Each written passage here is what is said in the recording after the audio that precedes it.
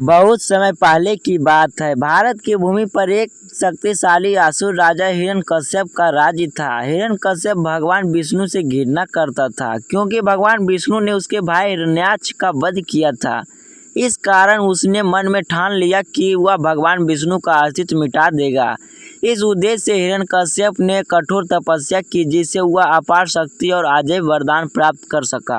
अंत में भगवान ब्रह्मा ने उसकी तपस्या से प्रसन्न होकर उसे वरदान दिया कि ना तो उसे कोई मनुष्य मार सकता है, ना कोई पशु, ना दिन में मरेगा और ना ही रात में, ना घर के अंदर मरेगा और ना ही बाहर, ना धरती पर मरेगा और ना ही आकाश में।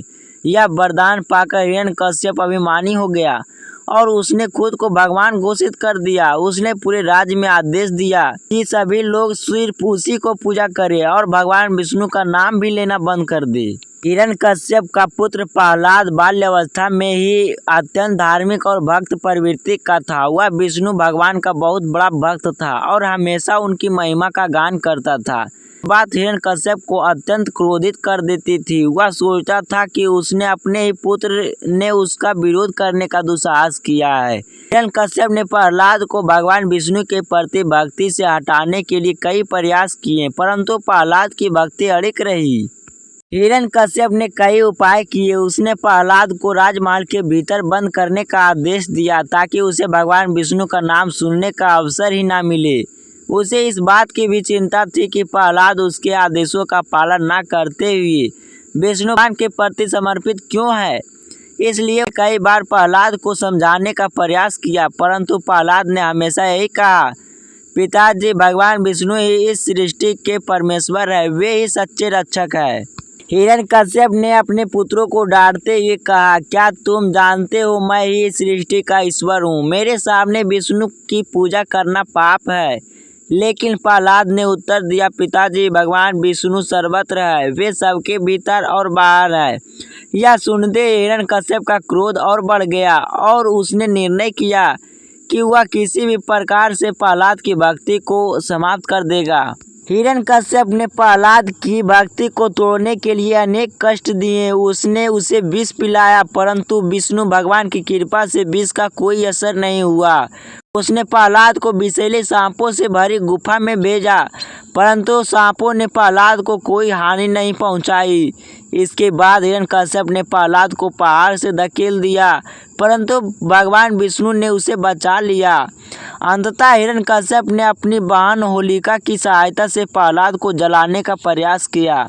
होलिका के पास एक वरदान था कि वह अग्नि में जल नहीं सकती। वह प्रहलाद को लेकर अग्नि में बैठ गई, परंतु भगवान विष्णु की कृपा से प्रहलाद बच गया और होलिका खुद जलकर भस्म हो गई। प्रहलाद की भक्ति और भगवान विष्णु के प्रति उसका अटूट विश्वास देखकर लोग हैरान हो गए थे, परंतु हिरण्यकश्यप का क्रोध दिन ब दिन बढ़ता ही जा रहा था।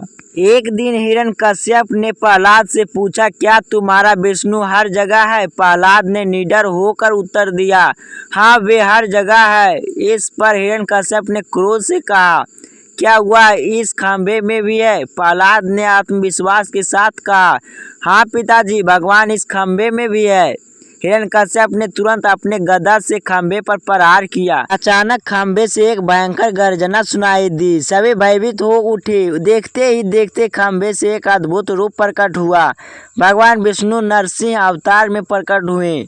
उनका आधा शरीर सिंह का और आधा शरीर मनुष्य का था। नरसिंह का यह स्वरूप हिरण्यकश्यप ने अहंकार का अंत करने के लिए प्रकट हुआ था। हिरण्यकश्यप का अंत करने के लिए भगवान ने ऐसा रूप धारण किया था जो न मनुष्य था और न ही पशु। उन्होंने हिरण्यकश्यप को पकड़कर महल के द्वार की देहली पर रखा और संध्या के समय उसे अपने नुकीले नाखूनों से चीर डाला। भगवान विष्णु ने अपने नरसिंह अवतार के माध्यम से हिरण्यकश्यप का अंत किया और उसका वरदान भी व्यर्थ हो गया। प्रहलाद के समर्पण और विश्वास की विजय हुई। भगवान विष्णु ने प्रहलाद को आशीर्वाद दिया और कहा, वत्स, तुम्हारी भक्ति और दृढ़ता ने मुझे प्रसन्न कर दिया है। तुमने अपने विश्वास से यह सिद्ध कर दिया है कि जो सच्चे दिल से भगवान की भक्ति करता है उसके सभी संकट दूर हो जाता है। भगवान विष्णु ने प्रहलाद को आशीर्वाद देते हुए कहा कि उनका राज्य धन्य धान्य से परिपूर्ण रहेगा और उसे कभी कोई कष्ट नहीं आएगा। प्रहलाद ने भगवान विष्णु को धन्यवाद दिया और उनकी प्रस्तुति करते हुए कहा, भगवान आपने मेरी रक्षा की है। मेरी एकमात्र कामना है कि मैं हमेशा आपके चरणों में सेवा कर सकूं। प्रहलाद की भक्ति और भगवान विष्णु का नरसिंह अवतार का यह प्रसंग हमें यह सिखाता है कि सच्ची भक्ति और आस्था के आगे कोई भी शक्ति नहीं टिक सकती। हिरण्यकश्यप जैसा अजय असुर भी भगवान के सामने टिक नहीं सका। प्रहलाद का विश्वास उसकी सबसे बड़ी शक्ति थी, जो किसी भी शक्ति से अधिक प्रबल साबित हुआ। इस कहानी का संदेश है कि जब इंसान का विश्वास सच्चा और उसकी भक्ति अटूट होती है, तो भगवान स्वयं उसके सामने प्रकट होकर उसकी रक्षा करते हैं। भक्ति में ही शक्ति है और यह शक्ति किसी भी परिस्थिति में भक्त को संभाल सकती है।